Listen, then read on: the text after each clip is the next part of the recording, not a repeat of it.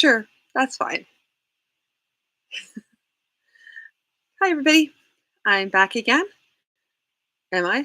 Am I? I think I am. Anyway, so I'm back with another chapter. Oh boy, did I? Yeah, I did not grab it because I'm well organized here tonight, as always.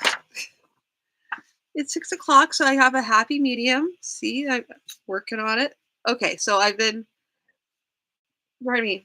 I meant to promise at the end of like an earlier stream that I was going to show you guys a little something, and I just got wrapped up in the story and didn't do it, so I'm gonna do it now. Ba, ba, ba. Okay, so this is aside from a bunch of like a hot mess. This is actually a this is the map that's been shrunk down like amazingly because each each piece of these was about about that big on its own. Like each So they fit together. I shrunk it down, and yeah, you can. I wrote on the back of it because I was trying to and I guess it bled through, which is neither here nor there because this whole entire thing has to be redone anyway. But that's what it rough map looks like right now. I will be embellishing and making it look all cool and pretty. Those of you who game understand, well, will be able, yeah, because that's what this was. It was an early gaming map before they had a lot of the hex maps. So, well, no, they had hex maps back when he first drew it, but they weren't as common. They were like mostly for wargaming and not really for D&D so much. Like D&D started out as wargaming, but like it was, yeah, a lot of theater of the mind. There was some hex maps. I don't know. In my experience on it, we didn't have a lot of hex maps. My dad had access to them. He just didn't use them for D&D. I don't know, but he did. He did have maps to give you an idea of where you were. Which those all have like the D&D names, and they still have to be translated into the names that are in the story. So, yeah. Which the more I read, the more I wonder if this was one of his campaigns that he just converted to a story, which totally would make sense because it just sounds really familiar, and I think he's told me this story because I have a lot of memories about it. Anyway, enough of me babbling because some of you, if there are some of you who have just tuned in, we're in chapter 14, so we're like literally almost halfway. We're 2 chapters away from being halfway through, which means I highly recommend you go back to past broadcasts in order to be able to get an idea of what's going on. I'm actually thinking right now that I I'm thinking right now that I'm wondering if maybe reading a couple chapters a night afterwards, like starting next week, might be helpful because I kind of want to see if I can try and wrap up by the end of the month. Would be kind of cool because I'm feeling like I can get more editing done than I have been. So I'd like to try and push myself a little more, which means I push you guys a little more because I'm going to be doing more reading. Wait, we'll see how this works out. But I'd like to try next week to try reading 2 chapters a night to see if I can get through it faster. Only because I want to be able to do the reviews and edits and stuff like that next month, and then publish. I say this because I have a lot of stories to publish. Plus, this will be like kind of like the beta version of it. Anyway, Now we're well into the show. I haven't started. I haven't really introduced myself. Hi, my name is Beth. I read my dad's manuscripts. I was really excited because I wanted to show everybody the map that I hadn't been showing. So that. Again, chapter 14 out of 32. Go back to the beginning, blah, blah, blah. Without further ado, I'm just going to start reading now and also marking up for edits. So if you hear a pause, if you hear me not speaking and you see my head down, it probably means that I'm using one of these lovely things in order to make marks on here in order to make it better. I will also warn everybody that I have not read this in advance, so I have no idea what's being said in the story until I read it out loud. So that could make things fun or sad. It all depends. Anyway, the name of the story that I'm reading tonight is called The Saga of Haram, as the title of the channel says so. Anyway, without further ado, Chapter 14, The Saga of Haram. When last we left, I'm just trying to think.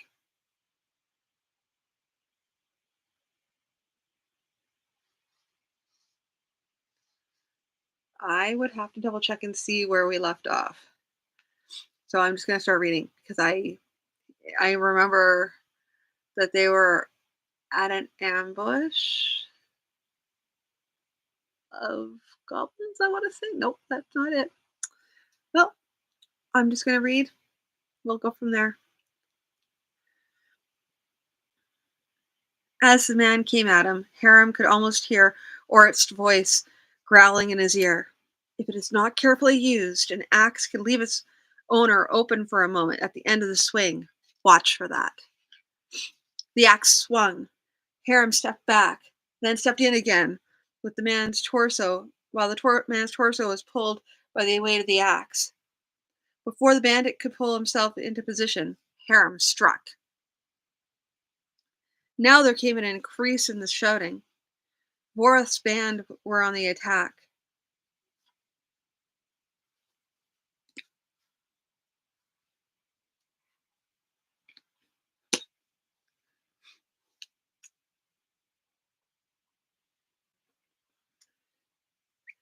Tano and the others came to the aid of Haram, while Vorath and the rest went into the brush on the other side of the trail. They had left their horses standing in a thick brush. A horse may be of more of a hindrance than an advantage.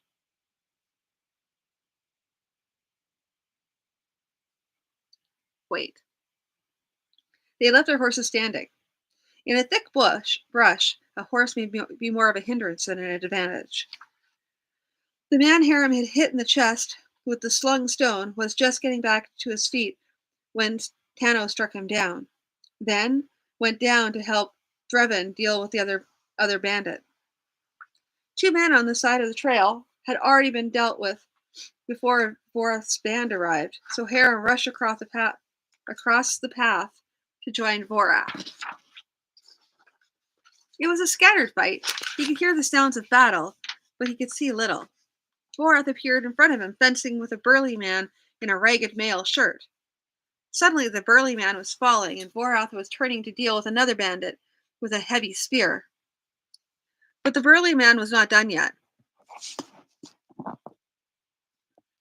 His right arm hung limp as he got to his knees, then lunged to his feet, scrabbling for his dagger with his left hand. Haram was already leaping forward. The burly man staggered toward Vorath, dagger posed. Just as he was about to stab, Haram was on him, striking one quick and accurate blow with his sword. In the meantime, Vorath had dealt with the spearman. Turning, he saw Haram and the burly man lying on the ground. He smiled at Haram, but said merely, "Good work." In the end, it was not much of a battle. The bandits had been surprised by Haram's attack. Then Vorath's attack demoralized them completely. They had been 10 in number. 8 of them were dead. The other 2 fled and were not pursued. Drevin was dead.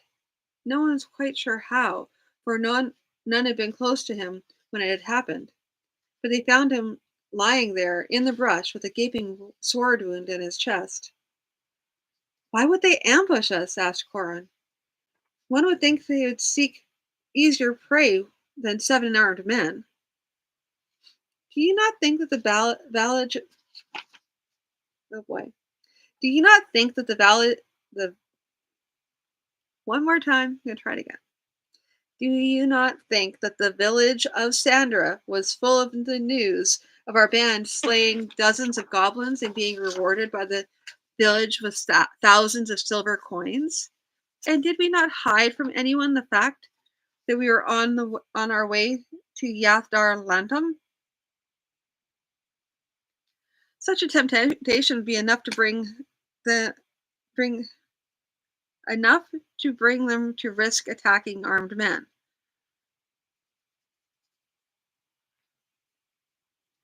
We were careless, was Vorath's answer.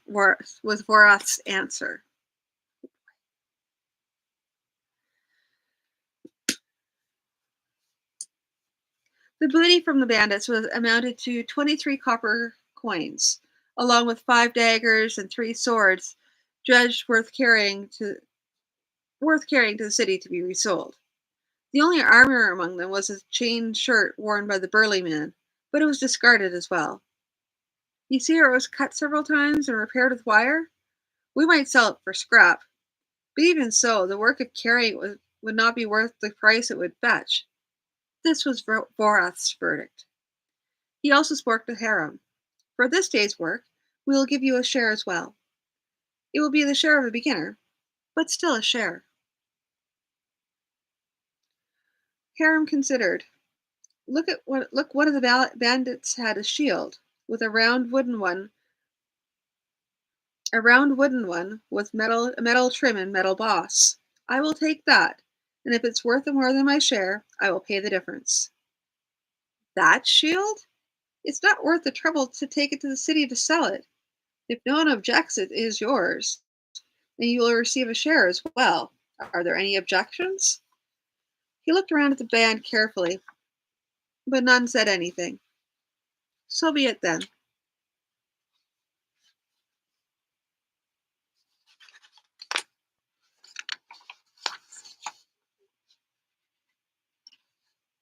I mean, I don't know who Drevin is. I don't know who Drevin is. A, I don't know who Drevin is, and I'm sorry that he's dead, but I don't think anyone else is sorry that he's dead.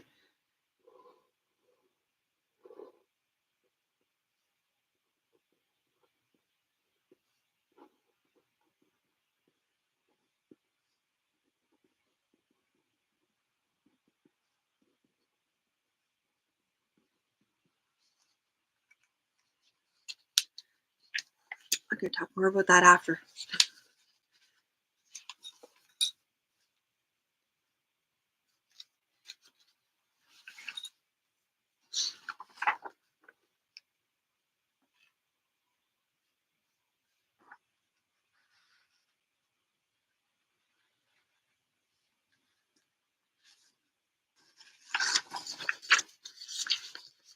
The next evening, they reached the city of Yathdar Lantam. It was an inland city, unlike Ifan Sor, with no seaport, but otherwise greatly similar, being a center of commercial traffic from many quarters. Borath led them all to an inn, the Laughing Wyvern, where they took quarters for the night. Haram stayed with them, since the sharing of the booty would come only after they had sold what they could to the smiths and dealers in arms, which could not be done until morning. Excuse me. After they had all dined and drank, most of the others went out to see what the city could offer for entertainment. Borath asked Haram to stay a moment. "Lad, do you wish to join us?" Haram thought a moment. "What of the others?" Borath shrugged. "I have spoken to them. Some do not like it at all. Some think we would do well to offer you a place. It is not merely that you saved my life with the bandits, though that is a part of it. It's not merely that Drevin has died, leaving a place open. That is also part of it. You've shown yourself in several instances to be worthy of membership in the band. Taken all together, there are enough reasons to offer you a place. What of Droha? I've spoken to Afal Kayan about that. We are far enough within Eridar that he will not be able to reach us. And you have the amulet Afal Kayan made for you. Afal Kayan says that Droha must be wary himself, for if he threatens too many people outside his own territory, he will find that his fellow gods will retaliate against him. They may allow him to seek you out, but if he spreads his net wide enough to include us, he may find himself facing Tran and Viron. And Afal Kaon doubts he has the strength for that just yet. Haram nodded. In that case, I accept. Inside himself, he was wondering why he did not feel more happy at this. Being part of Vorath's band was better than being by himself, but despite Vorath's words, he did not feel he was really one of the band. Perhaps I do not yet feel quite human?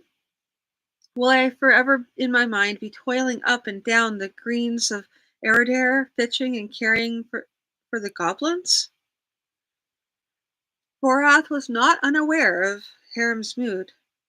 Ah, lad, you do not seem overjoyed at the prospect of joining us. Haram forced a smile and wondered what his smile looked like. I apologize, Vorath. I seem to have lost the way of dealing with humans. Yes, I thank you very much. Sorry, yes, I thank you very much, Vorath. Or it's used to say, bear is the back with no brother. Today I've gained a band of brothers. But though Vorath smiled at that, Haram could see he was still concerned. After Vorath left him, Haram took his money and went out to look at the city. If I go out, he muttered to himself, where people are so many, perhaps I can make myself a little more like them and less like a goblin.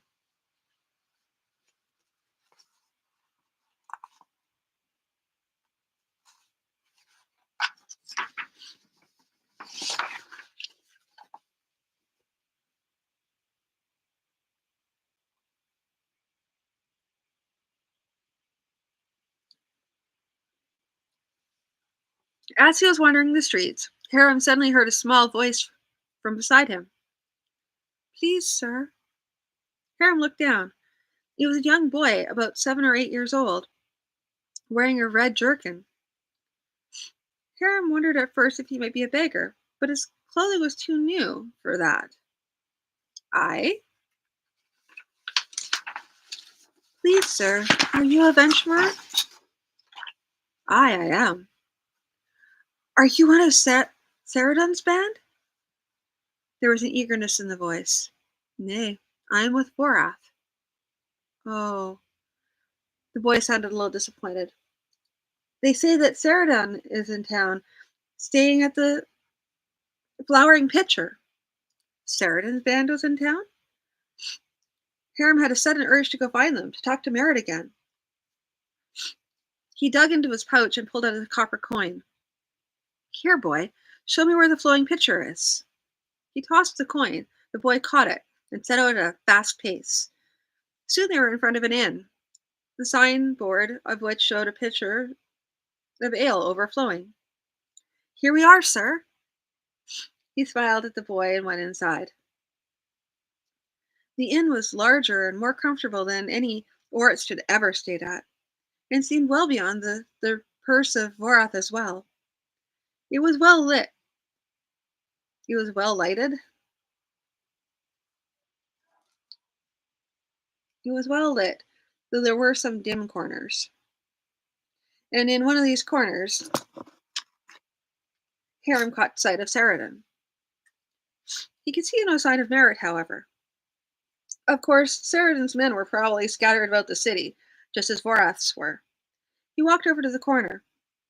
Saradin seemed to know he was approaching before he arrived, for he looked up to survey Haram as he crossed the floor. Saradin himself was slender and wiry, and Harem could see that if he were standing, he would be quite tall.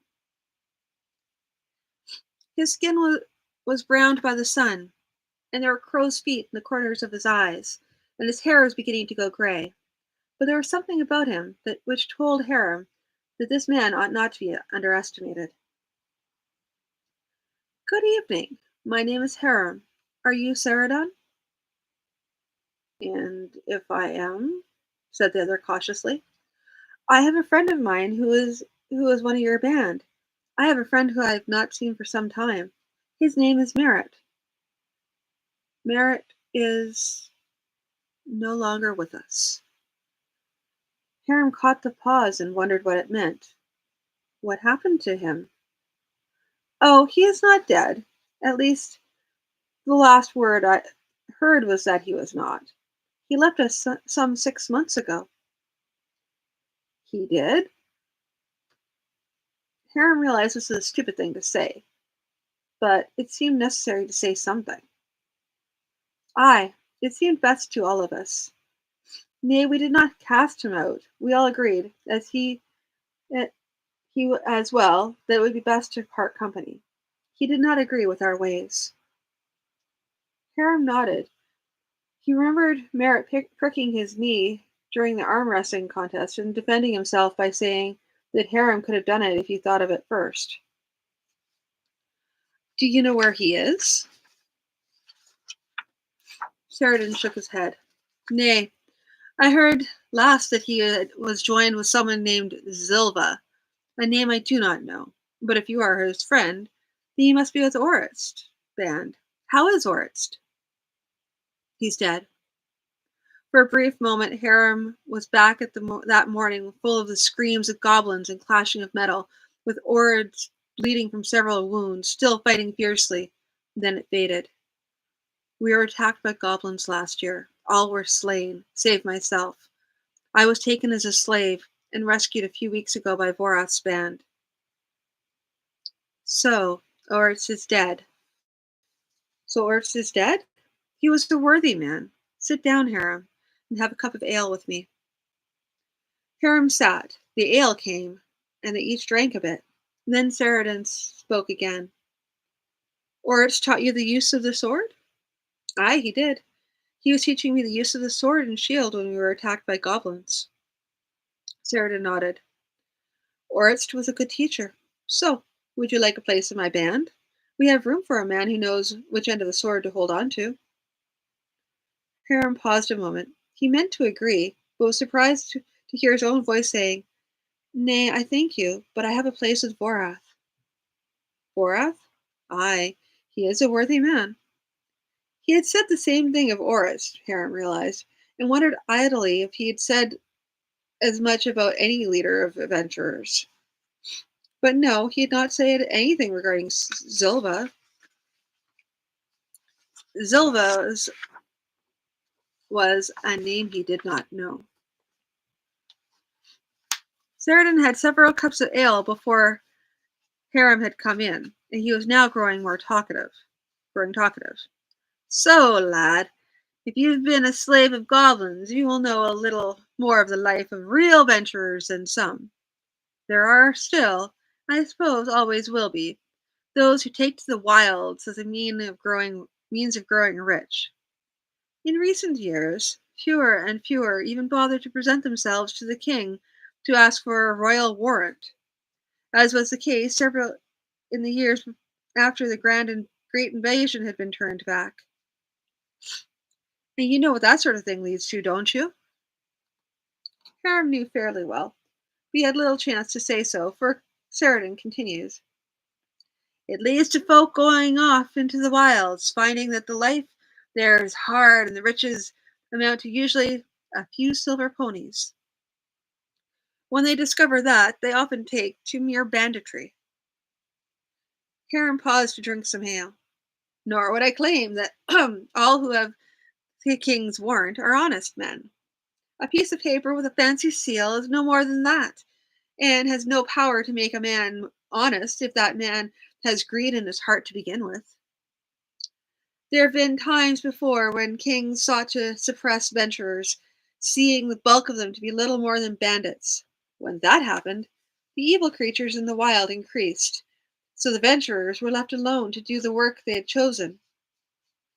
I wonder, though, how long it will be before another king of Eridar decides the adventurers are little more than bandits.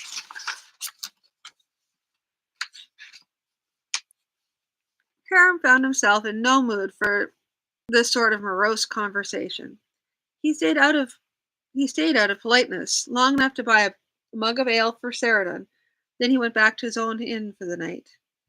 The next day he clasped forearms with the men of Voras' band. Then all ailed. Then they all hoisted a cup of ale to brotherhood. No fancy ceremonies or and great oaths for us, Voras said. My feeling is that if a man won't stand by his fellows, then no great oath sworn to whatever gods is going to change him. And then they were off.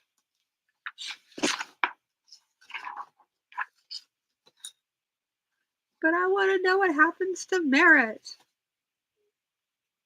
And I was concerned about the Drebin thing because you're just like he died. But I kind of get the feeling that yeah, Drebin was dead. I get the feeling though that the life of a venturer, not adventurer, just venturer, is is a hard one. So they kind of get used to death. So it's not like us where someone dies and you're just like, oh no, and there's a lot of emotions tied up in it.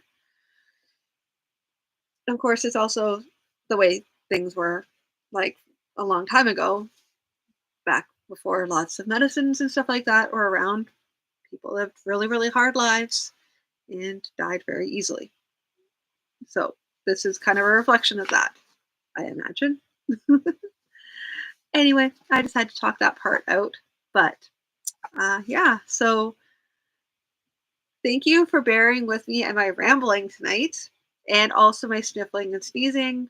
This is allergies again. I'm working through it, but that's neither here nor there. So yeah, I am, like I said, I'm planning on going to move to trying to do. I'm gonna see what it's like next week to experiment with doing 2 chapters a night. We'll see.